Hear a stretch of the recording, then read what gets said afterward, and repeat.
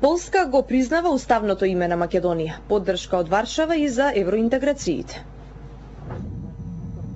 Полска останува искрен и силен поддржувач на Македонија во низините напори за членство во НАТО и Европската унија. Заеднички оценија денеска председателите Лех Качински и Бранко Црвенковски по денешната средба овде во Варшава. Невообичаено отворено за шеф на држава членка на НАТО и председател на Европската унија, Качински како неразбирлив и вештачки го нарече проблемот што Македонија го има со Грција околу името.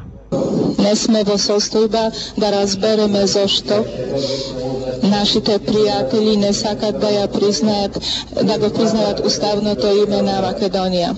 Важно место во разговорите Качински Црвенковски доби Косово. Полска се уште ја утврдува својата позиција околу статусот на Косово. Тоа е проблем кој може да има последици на 1000 километри од Косово. Црвенковски рече дека е скептичен околу можноста да се дојде до решение припатливо и за Белград и за Приштина.